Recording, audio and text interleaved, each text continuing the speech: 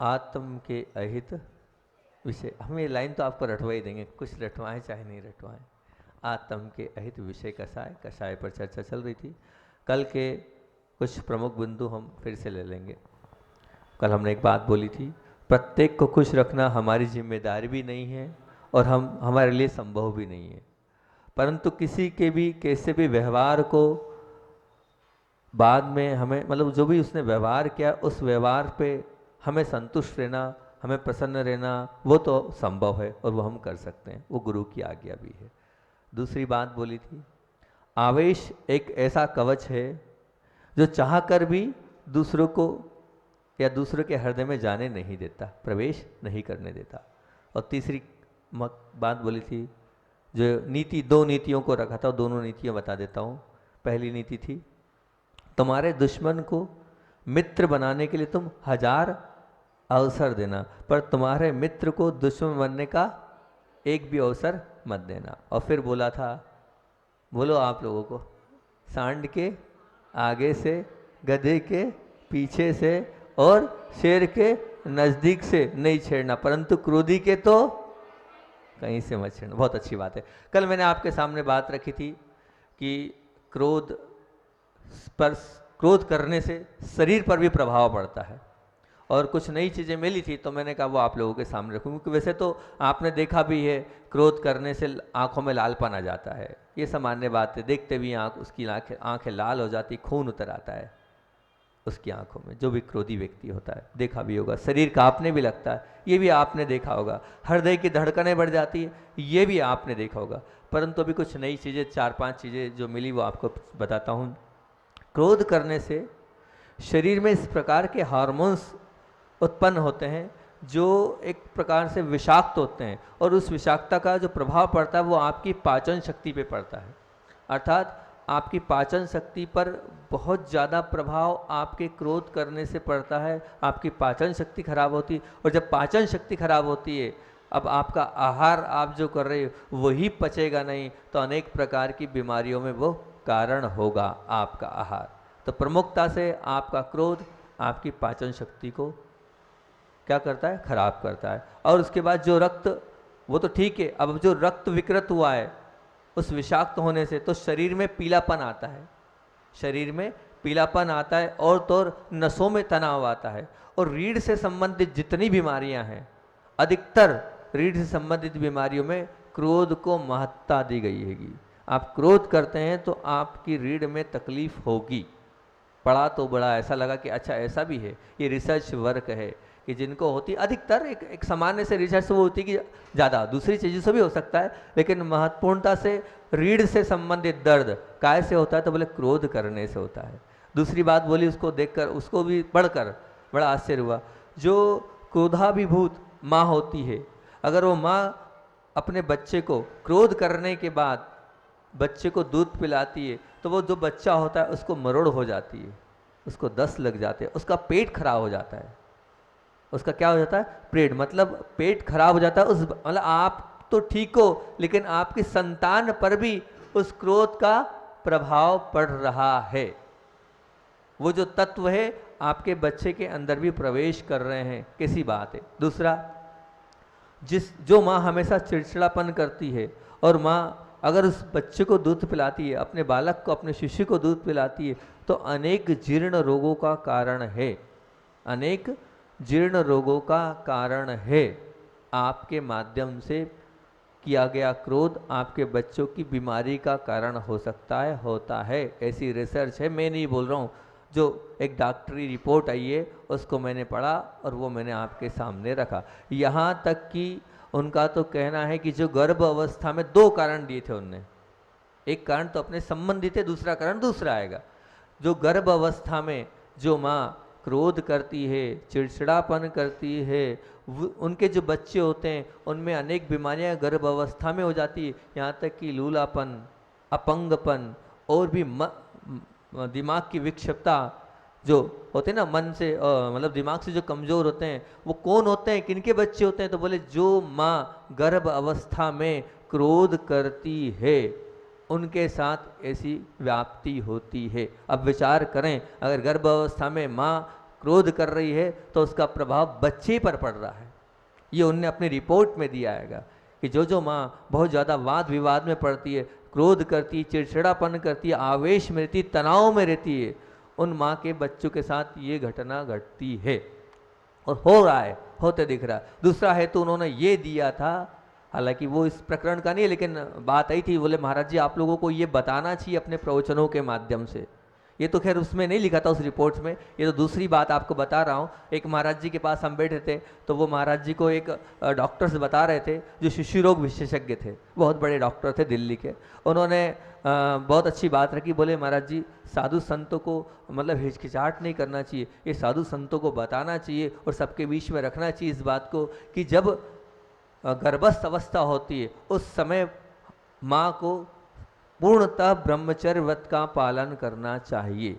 अगर वो पूर्णतः ब्रह्मचर्य व्रत का पालन नहीं करती है तो उसका प्रभाव शिशु पर पड़ता है और फिर वो शिशु मंद बुद्धि होता है, लूला होता है, अपंग होता है। बोले ये कारण उन्होंने कहा, बोले आप लोगों को प्रवचन से बताना चाहिए कि जैसे ही अगर आपके शिशु गर्भ अवस्था में तो उसके बाद आपको पूरा कायस्तर पूर्वक ब्रह्मचर्य व्रत का पालन करना चाहिए, नहीं तो आपके बच्चे पर उसका दुष्प्रभाव पड़ेगा। जैसे क्रोध के कारण पड़ रहा वैसे ही पड़ेगा। ये प्रमुख बात थी। और उसके अलावा और तो और यहाँ तक एक बात उसमें लिखी थी कि क्रोध से, जिस वक्त आप क्रोध कर रहे हो तो क्रोध से शारीरिक और मानसिक दोनों की क्षति होती है। और यहाँ तक कि जैसे मान लीजिए आप 15 मिनट क्रोध अवस्था में रहे, 15 मिनट आप क्रोध अवस्था में रहे, तो वो जो 15 मिनट क्रोध अवस्था में और सामान्य से अगर मान लो कोई व्यक्ति कार्य कर रहा है, वो मेहनत का कार्य कर रहा है, वो 9 घंटे मेहनत करेगा। उन्होंने 9 घंटे की संख्या दी थी, 9 घंटे मेहनत कर रहा हैगा, उतनी एनर्जी उतनी शक्ति उसकी नष्ट होती है, उतनी 15 मिनट क्रोध करने में नष्ट होती है। मतलब आप 9 महीने अपना काम करो, दिन भर कड़ी मेहनत करो और 15 मिनट आपने क्रोध अवस्था में गुजार दिया, वो एक बराबर है।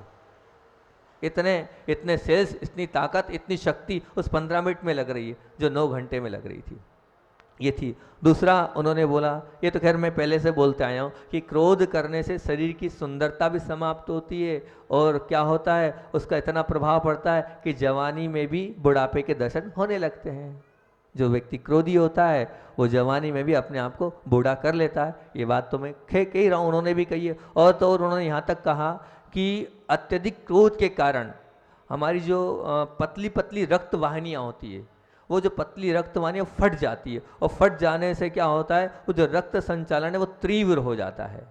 तो जैसे जिस स्पीड से रक्त का शरीर में संचालन होना था उस स्पीड से नहीं होता है, तो बारीक बारीक जो रक्त वाहिनी होती हैं वो फूट टूट, मतलब उनमें दरारें आ जाती हैं, वो क्षतिग्रस्त हो जाती है। और वो जब क्षतिग्रस्त होती हैं तो वो जो रक्त है वो चारों ओर जहाँ नहीं जाना चाहिए वहाँ जाता है, उससे रक्त संचालन तीव्र हो जाता है तो वो अनेक बीमारियों का कारण होता है। यहाँ तक कि बीपी भी बढ़ सकता है, और जिसका वो बीपी भी बढ़ता है तो बीपी बढ़ने से किडनी पर असर पड़ता है, और जब किडनी पर असर पड़ता है तो कई बार आपकी किडनी भी फेल होती है क्रोधी व्यक्ति की। और यहाँ तक कि मैंने तब भी सुना कि अगर बीपी बढ़ता है तो बीपी बढ़ने के बाद क्या होता है, मस्तिष्क में क्लेडिंग होती है, और जब वो मस्तिष्क में क्लेडिंग होती है तो वो उसका कोई इलाज नहीं है, उसका तो एक ही वो है सीधे क्या, मौत। मतलब क्रोध आपको मौत तक पहुंचा सकता है। इसका तात्पर्य क्या, क्रोध आपको मौत तक पहुंचा सकता है, फिर भी आप क्रोध छोड़ने को तैयार नहीं है। हृदय की धड़कन बढ़ना भी इससे ही होता है, और जब हृदय की धड़कन बढ़ती है, श्वास आपकी तेज चलती है, तो फिर क्या होता है, हार्ट अटैक आता है, होता है ना हार्ट अटैक। तो उसमें भी क्रोध को सहयोगी माना है। कभी कभी रक्त की कमी अर्थात हीमोग्लोबिन की जो कमी होती है वो भी क्रोध से होती है, और क्रोध का सबसे ज़्यादा प्रभाव, उनका कहना है सबसे अधिक प्रभाव पड़ता है क्रोध का, तो पड़ता हैगा रक्त पर। उनका कहना ये कि रक्त पर, इसलिए कि जब हम शरीर में गर्मी होती है तो गर्मी के कारण जो है शरीर में जब हम अंदर से गर्म हो जाते हैं तो शरीर में जो रक्त होता है वो गर्म होता है। ऐसा नहीं कि आपकी जो गर्मी बाहर की है, वो गर्मी का असर अंदर तक पहुंचता है और शरीर में भी पहुंचता है, और शरीर में जो रक्त, वो रक्त गर्म हो जाता है। जब वो रक्त गर्म हो जाता है तो वो रक्त पतला हो जाता है, और जब वो रक्त पतला हो जाता है तो वो जैसे रक्त वाहिनी फूटती तो जहाँ नहीं जाना चाहिए वहाँ रक्त पहुँचता है, ऐसे वो रक्त जहाँ नहीं जाना चाहिए वहाँ पहुँचता है, और जहाँ नहीं जाना चाहिए फिर वो अनेक बीमारियों में कारण है आपका वो रक्त। उसका हेतु दिया है आपकी गर्मी। वो गर्मी का है कि क्रोध की गर्मी, मतलब क्रोधी व्यक्ति जो है हर प्रकार से दुखी हो रहा है, और यहाँ तक कि क्रोधी व्यक्ति अनिद्रा का शिकार भी होता है। मतलब आप देख लेना, क्रोध करने के बाद, मैंने इस पर भी एक बात बहुत अच्छी बोली थी पहले, कि क्रोध करने के बाद कोई सो नहीं सकता है, उसको नींद आएगी ही नहीं। नींद ले क्या लेगा वो, सुख शांति ही नहीं तो क्या नींद लेगा वो, सोएगा ही नहीं वो। क्रोध करने के बाद तो दिमाग उसका रहेगा ही खराब। तो क्रोध एक प्रकार से अनिद्रा में भी कारण है। और क्रोध से भी ध्यान रखना, भोजन भी नहीं रुचता है। क्रोध करने के बाद भोजन खाओ आप, बिल्कुल अंदर ही नहीं जाएगा, और जब भोजन अंदर नहीं जाएगा फिर भी आप घुसाओगे तो उसका क्या रस मिलेगा आपको, वो रस में रूपांतरित ही नहीं होगा। वो बनेगा क्या उसका रस? नहीं बनेगा, बिल्कुल नहीं बनेगा। और एक अच्छी बात, फिर ये तो मेरे अनुभव की मैंने आप लोगों को शेयर कर रहा हूँ, कि जिसे क्रोध ज़्यादा आता है ना, जिसे क्रोध, बहुत ध्यान से सुनना, जैसे क्रोध बहुत जाता है ना, वो सोना ना पहने, स्वर्ण सोना गोल्ड ना पहने। क्या नहीं पहने? गोल्ड। क्योंकि वो जो सोना है वो गर्मी बढ़ाता है। वो क्या करता है? गर्मी बढ़ाता है। जिसको ज़्यादा क्रोध आता है, आपको लग रहा हो महाराज जी क्या करवा रहे हो, लेकिन मैं सत्य कह रहा हूँ एकदम, वो व्यक्ति सोना ना पहने, सोना कम से कम पहने। फिर क्या पहने? उसके लिए कहा है कि चांदी ठंडी होती है, चांदी जो होती है वो ठंडी होती है। आप चांदी के कड़े पहने, चांदी की चेन पहने, चांदी की अंगूठी पहने, और चांदी को और ठंडा करना हो तो मोती होता है, आप मोती को पहने। चांदी के साथ मोती को पहनेंगे तो आप शांत स्वभावी बनेंगे। आप क्या बनेंगे? शांत स्वभावी बनेंगे। अभी खातेगांव के एक सज्जन आए थे जो बहुत उन्हीं से तो क्रोध का एक कहानी चालू, उसी दिन पहला दिन था। तो उनको यही बोला कि ये जो पहले, सबसे पहले आप बोले हाँ महाराज जी, उन्होंने खुद ने कहा महाराज जी आप बिल्कुल सही बोल रहे हो, ये जब से मैंने इतनी इतनी मोटी मोटी चेनें पहनी है और ये कड़े पहने हैं, उसके बाद से क्रोध और बढ़ गया मेरा। मैंने उसी वक्त को उतार के देने लगे पत्नी को, पत्नी अभी रखो अभी रखो। बोले नहीं भरोसा नहीं है, अभी महाराज जी ने क्रोध का त्याग करा है, फिर वो गड़बड़ होगी। तो नहीं अभी रखो। वहीं उतार के उनने, वहाँ हम उस तरफ थे उस भवन में, वहीं उतार के देने लग गए वो, आप तो रखो। जब महाराज जी कह रहे हैं सोना पहने से, और मैं अनुभव कर रहा हूँ कि जब से मैंने राकेश जी थे आए थे, जिन्हें चरण भी दुलाए थे, राकेश जी सेठी खातेगांव वाले, बोले मैं तो उतार रहा हूँ, उतार के देने लगे वो। क्योंकि उन्होंने अनुभव किया, जब से मैंने ये सोना लादा है तब से मेरे में अंदर और चिड़चिड़ापन बढ़ गया, और क्रोध बढ़ गया, और गर्मी बढ़ गई। तो आप भी भैया, जिनको क्रोध आता है वो सोना नहीं पहनना, है ना। हंसी तो आ रही होगी, लेकिन सत्य बोल रहा हूँ, उसकी अपेक्षा चांदी पहन लेना। चांदी से हमने देखा है, जो बच्चे ज़्यादा बच्चे छोटे होते हैं ना, उनको चांदी के कड़े पहनाए जाते थे। तो वो कहाँ चांदी के कड़े इसलिए पहनाए जाते थे कि वो क्रोध ना करें। ये पूछना आप बड़े बूढ़ों से, वो बताएंगे आपको कि चांदी चंद्रमा वाले ज्योतिष के हिसाब से वो चंद्रमा मानी जाती है, चंद्रमा मतलब ठंडक होती है, वो आपके शरीर को ठंडा करेगी। तो आप इस प्रकार से इसको ध्यान रखें। एक और चीज़ बहुत अच्छी बात, क्रोध से सबसे ज़्यादा अगर प्रभाव पड़ता है तो आपके तेजस शरीर को पड़ता है। तेजस शरीर मतलब आपके आभा मंडल को पड़ता है। आपका जो आभा मंडल होगा ना, वो क्रोध करने से बहुत छोटा होता चला जाएगा, बहुत छोटा होता और वो इतना छोटा होता चला जाएगा। इसीलिए तो जो क्रोधी होते हैं उनके पास कोई उठना नहीं चाहता, उनसे कोई बैठना नहीं चाहता, उनसे कोई बात करना नहीं चाहता, उनको देख के रास्ता काटता। उसका कारण क्या है? उसका आभा मंडल बहुत कम हो जाता है। उसके आभा, उसका जो ओरा कह सकते हैं उसको, जो आपकी हीलिंग कोर्स में उसको ओरा बोलते हैं, उस ओरे को बोलते हैं। और इसी ओरे पे एक बहुत अच्छी बात अभी याद आ गई, पहले वो उसको रख देता हूँ मैं कि ओरा और आभा मंडल क्या होता है। आपके बीच में 10 लक्षण में एक सपना दीदी आई थी पूना वाली, जो इस प्राणिक हीलिंग ऊर्जा की मास्टर है। तो वो रामटेक में आचार्य भगवंत का स्वास्थ्य खराब हुआ। जब स्वास्थ्य खराब हुआ तो उन्होंने बाहर, एक इंडिया के बहुत बड़े हीलर हैं जो प्राणिक ऊर्जा का सेंटर चलाते हैं बाहर, उनको बुलवाया कि आप आचार्य श्री का आए और ट्रीटमेंट है। लेकिन जब तक वो बाहर से आए, उनको फ्लाइट से बुलवाया, उनने नागपुर लाए, नागपुर से यहाँ लाए, और उन्होंने कहा आपको ऐसे आचार्य श्री तो मिलेंगे नहीं, आपको हम बिठा देंगे दूर, और बिठाने के बाद फिर आपको दूर से अपने, क्योंकि वो ऐसा ज़रूरी नहीं कि हाथ पकड़ना है, वो तो दूर से भी कर सकते हैं, और वो तो वहाँ रह के भी कर सकते हैं। पर उनका इच्छा था कि आप डायरेक्ट एक बार आके करें, और बहुत बड़ी फीस रहती है उनकी। वो जो थे बहुत बड़े थे, लाखों में फीस, हज़ारों में फीस रहती है उनकी। बोले हम सब आपकी फ़ीस देंगे, पर आप एक बार हमारे गुरुदेव के पास आएँ। तो वो लेके आई, जब रामटेक में लाने के बाद वो पूरे समय बैठे रहे। बैठने के बाद जो उनका अनुभव उन्होंने दीदी से शेयर किया, तो वो करते रहे हीलिंग करने के बाद उनने बोले आप किसके पास खड़ा कर दिया हमें? बोले आपने किसके पास ले आए हमें? बोले इनका इतना बड़ा ओरा है कि मैं अपने हाथ से इनका ओरा नहीं संभाल पा रहा हूँ। इनके ओरा बढ़ाने के लिए आप मेरे को बढ़ाया है। बोले आप बल्कि मेरे से पैसे लें बुलाने के लिए। बोले क्यों? बोले इनके कारण मैंने अपना ओरा बढ़ा लिया है। बोला इनका ध्यान कर कर मैंने अपना ओरा बढ़ा लिया, मेरी अपनी ऊर्जा बढ़ गई है। बोले इसके माध्यम से। बोले आपने मुझे बुलाया उसके लिए धन्यवाद, और टिकट के पैसे भी अब मैं ही दूंगा, और आगे ऐसा मेरे को और मौका देना। फिर दूसरी बार फिर पुनः वो जब इंडिया आए, वो भोपाल आए, भोपाल फिर दोबारा आए, तब भी अपने उससे आए वो कि नहीं वो उन संत के दर्शन करना। उनने पूछा फ़ोन लगाकर कि दीदी वो महाराज कहाँ पर है अभी हाल, क्योंकि पूरा बताया जैन साधु होते हैं और इस प्रकार से एक बार आहार करते हैं और स्थायी रहते नहीं हैं। उन्होंने कहा अगली बार मुझे आना पड़ेगा तो मुझे यहीं आना पड़ेगा। बोले यहाँ नहीं आना पड़ेगा, तो स्थायी रहते नहीं है। तो उन्होंने फ़ोन किया कि मैं आया हूँ, इंडिया आया हूँ, बाहर रहते हैं वो, विदेश में रहते हैं, मैं आया हूँ और मुझे उनके दर्शन करना है, मुझे और पावरफुल बनना है, मेरे ओरे को और पावरफुल करना है, इसलिए उनके दर्शन करने के भाव हैं। तो उनके दर्शन करने के भाव से वो वहाँ से चल के आए थे, और फिर उन्होंने यहाँ पर आकर, कहाँ, भोपाल में आकर पुनः दूर से उन्होंने पूरी बात बताई मेरे को। तो ये है ओरा, ये ओरा। आखिर आचार्य भगवंत का ओरा इतना पावरफुल क्यों है?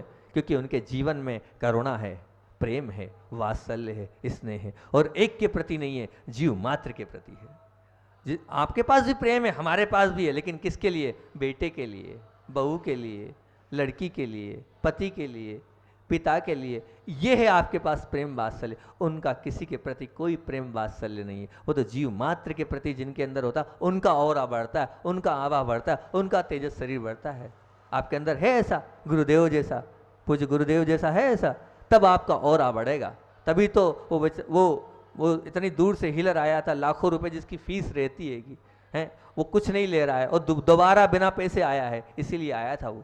तो आप समझो कि गुरुदेव का क्यों इतना बड़ा मतलब औरा है, इतनी बड़ी क्यों उनके पास ऊर्जा है। उसका कारण है कि उनके जीवन में क्रोध नहीं है, और अगर कभी वो क्रोध भी करते हैं तो हंसते हंसते करते, लगता ही नहीं कि वो क्रोध कर रहे हैं, लगता ही नहीं वो क्रोध कर रहे हैं, और 2-5 मिनट बाद वो हो जाता। लेकिन वो उनका क्रोध भी काय के लिए होता है? हमें समझाने के लिए, हमें आगे बढ़ाने के लिए, और हमें प्रोत्साहित करने के लिए होता है, और बात के लिए वो गुरुदेव का क्रोध नहीं होता है। ऐसा क्रोध करने के लिए मना ही नहीं है आगम में, वो तो करना है। शिष्यों, वो कहते हैं ना, सीसी को और शिष्य को काय की आवश्यकता है? तो फैल जाएगी सीसी भी और शिष्य भी। वो भले थोड़ा बहुत उनका रहता है, पर इस प्रकार का समय अपना 5 मिनट बचे, इस प्रकार का औरा अगर आपको बढ़ाना है, आभा मंडल आपको बढ़ाना है, तो अपने जीवन से क्रोध को निकालना है। और इतनी सारी जो चीज़ें हमने आपको बताई है, वो सब रिसर्च वर्क थी जो सामने आई थी, पढ़ी थी, वो मैंने आपके सामने रखी। उसको झूठा मत मानना, ठीक है ना, उसको गलत मत मानना। आगे अपने पास समय तो है, आगे चलते अपन। अगला विषय हम ये दे रहे हैं कि बड़ी मछली छोटी मछली को खा जाती है। बड़ी मछली, ऐसा कहते हैं, एक कहावत है, एक लोकोक्ति है कि भैया बड़ी मछली छोटी मछली को खा जाती है, ऐसा कहा जाता है। उसी प्रकार मैं अपनी बात को आगे रखता हूँ। क्या, मान लीजिए हम ऑफिस में थे, आप ऑफिस में थे, और ऑफिस में आपके बड़े जो बॉस थे, उन्होंने अपने असिस्टेंट मैनेजर को डांटा, उनको डांटा। अब वो जो डांटा, अब वो डांटा तो है, नाराज से हुए हैं, अब वो नाराजगी और वो जो डांट थी वो आपके अंदर भरी है। अब अपने जो बॉस है उनको तो आप नहीं डांट सकते, अब वो गुस्सा आप कहाँ उतारोगे? जाकर अपनी पत्नी पर। अब जिस पर आपका दबाव है, प्रभाव है, आप उस पर ही जाके उतारोगे ना वो गुस्सा, तो आप अपनी पत्नी पे उतारोगे। अब वो पत्नी अब पति पे तो उतार नहीं पाएगी, तो वो अब अपने बेटे पे उतारेगी, हाँ बच्चों पे उतारेगी। ठीक, बिल्कुल ठीक, आप सही पकड़ रहे हैं। वो अपने बच्चों पर उतारेगी। अब वो बच्चा है, अब वो किस पे उतारेगा? अपने खिलौनों पर, नहीं, अपने खिलौनों पर उतारेगा। और ये मतलब क्या है? ये संसार की नग्न वास्तविकता है ये। तो क्या नग्न वास्तविकता है? तो आज की बात आप लिख सकते हैं, ये वाली बात, नग्न वास्तविकता। ताकतवर से सब दबते रहते हैं, ताकतवर से सब दबते रहो, और कमजोर से कमजोर को दबाते रहो। ताकतवर से दबते रहो और कमजोर को दबाते रहो, और ताकतवर से बचते रहो और कमजोर को निपटाते रहो। आ रही बात? सुनी आ रही ना बात? फिर से रिपीट करूं, ताकतवर से दबते रहो और कमजोर को दबाते रहो, और ताकतवर से बचते रहो और कमजोर को निपटाते रहो। ये क्या है? निपटाते रहो से तात्पर्य यही है कि उसको दबाते रहो, है ना। तो कमजोर को निपटाते रहो, पर ये जो आपकी मानसिकता है बहुत गलत है। मतलब अब हमारा प्रश्न है, ये प्रश्न है, हम तो ताकतवर से बचते हैं। बचते हो आप? बचते हो ना ताकतवर से? बोलो। अरे भैया बचते ही होंगे, बचते हो ना ताकतवर से। तो ताकतवर से आप बचते हो, बिल्कुल सत्य है कि ताकतवर से सब बचते हैं। पर मैं आपसे ये पूछ रहा हूँ कि जो जीव कमजोर हैं, छोटे हैं, असहाय हैं, उन जीवों के प्रति आपका व्यवहार कैसा है? उन्हें बचाते रहने का है या उन्हें दबाते रहने का है? उन्हें बचाते रहने का है या उन्हें दबाते रहने का है? हम जो मैंने कहना चाहिए कि हम उन्हें दबा रहे हैं या बचा रहे? अपने सुख को गौण करके, अपने सुख को गौण करके उनके दुख में हम राहत दे रहे हैं या हमारे सुख के लिए खातिर उन्हें दुखी कर रहे हैं? ये प्रश्न है, मैं आपसे पूछ रहा हूँ। आप अपने आप से प्रश्न को पूछो कि जो जीव कमजोर हैं, छोटे हैं, असहाय हैं, और उनके प्रति हमारा व्यवहार कैसा है? क्योंकि ये तो पक्का है, जो ताकतवर है उससे तो हम दबते हैं, ये बात खत्म हो गई, यहाँ तो कोई प्रश्न ही नहीं उठता है। लेकिन प्रश्न क्या है कि जो असहाय हैं, दुखी हैं और कमजोर हैं, उनके साथ आपका व्यवहार कैसा है? आप अपने सुख के लिए उन्हें दुखी कर रहे हैं या उनके सुख के लिए अपने आप को दुख में डाल रहे हैं? कैसा आपका जीवन है? आप अपने सुख के लिए उनको दुखी कर रहे हैं या उनके सुख के लिए अपने आप को दुख में डाल रहे हैं? कैसा जीवन है? याद रखना, सभी को काबू में रखने में, सभी को अपने कब्जे में जो रखने का प्रयत्न करता है वो शायद बड़ा व्यक्ति बन जाता है, बन जाएगा वो बड़ा व्यक्ति, परंतु जो सबके हृदय में अपना वास रखता है वो महान इंसान बनता है। वो क्या बनता है? बड़ा नहीं बनता है, वो महान बनता है। बड़े बनने रहने के लिए तुम्हें सभी को दबाते रहना पड़ेगा, तब आप बड़े बनोगे। देख लेना, जो बड़ा होता है ना, उसको अपने प्रभुत्व के लिए सबको दबाना ही पड़ेगा, नहीं तो वो बड़ापन नहीं रहता है, वो बड़ा कहलाएगा ही नहीं। उसको अपने आप को, मुझसे कुछ बहुत सारे लोग बोलते बोले आप में बड़े होने की क्षमता नहीं है। मुझसे बहुत सारे लोग बोलते आपको आचार्य ने गलत बड़ा बना, आपके अंदर क्षमता ही नहीं है। हमने कहा जो है सो है, अब क्या कर सकते हैं हम, नहीं है हमारे अंदर क्षमता बड़े बनने की। तो बड़े बनने के लिए क्या करना पड़ेगा? दबाना पड़ेगा, और जो दबा नहीं पाता है वो बड़ा बन नहीं पाता है।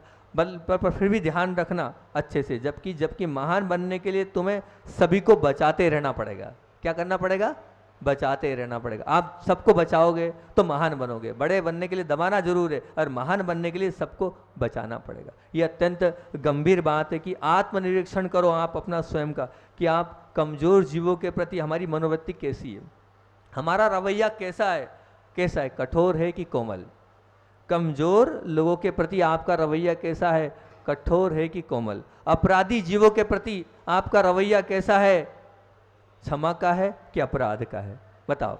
अगर मान लो आपका रवैया अपराधी के प्रति आपका कैसा होगा कि हमें तो बस उसे सजा देना है, और जो कमज़ोर होगा उसके प्रति अगर आपका रवैया कठोर का होगा तो आप ये मान के चलना अभी आपका जीवन नीचे की ओर है, ऊपर की ओर नहीं है, आप नीचे की ओर जा रहे नहीं। आपका तो कमज़ोर के लिए कैसा होना चाहिए? कोमल होना चाहिए। और अपराधी के लिए कैसा होना चाहिए रवैया? क्षमा भाव का रवैया होना चाहिए। क्योंकि ध्यान रखना, वो जो पत्थर है, वो जो पाषाण है, वो भी कठोर है, लेकिन उसने जगत को एक प्रतिमा भेंट दी है। क्या दिए? एक वो प्रतिमा, नैनाभिराम प्रतिमा, जैसे बड़े बाबा हैं, है ना, कितने सुंदर बड़े बाबा हैं। वो कठोर पत्थर था, लेकिन उस कठोर पत्थर ने भी क्या दिया? इस पूरे विश्व को, पूरे देश को क्या दिया? एक बहुत सुंदर प्रतिमा दिएगी। और अगर कठोर बनेंगे तो आप क्या देंगे? आप तो देंगे क्या? हिटलर, चेरेंग, जो क्या नाम आता है ना उसका, चेंगज खान बोलते हैं उसको, जो बहुत बड़ा कहना चाहिए जिसने पूरी दुनिया पर अत्याचार किया है। वो कब होगा? जब आप कठोरता रखेंगे। उनने कठोरता रखी तो वो नाम पाया हिटलर। आज जब भी कठोरता में नाम आता तो हिटलर को सबसे पहले कहा जाता है, और चंगेज खान को सबसे पहले बोला जाता है कि इसने अपने जीवन में बहुत पाप किए। तो इस मनुष्य पर्याय की दुर्लभता को आप समझते हुए अपने जीवन में क्या अपनाना है? कोमलता को अपनाना है। किसको अपनाना है? कोमलता को अपनाना है। जैसे वो मिट्टी भी है, वो मिट्टी भी कोमल कब बनती है? हमेशा कठोर रहती है। बीज जब ही उगेगा जब उसमें कोमलता आएगी। आपके अंदर भी मोक्ष मार्ग का बीज जब ही पल्लवित होगा जब आपके अंदर कोमलता का प्रवेश होगा। समय अपना हो गया है, और संस्मरण तो मेरे ख्याल से वो वाले में काम अपना चल जाएगा, इसलिए अब कल सुना देंगे जो आज सोचा था, वो अभी बीच में हमने सुने दिया एक संस्मरण आपको। अब इसी बात को अपने विराम देते हैं। बोले आचार्य भगवंत विद्यासागर जी महामुनि राज की।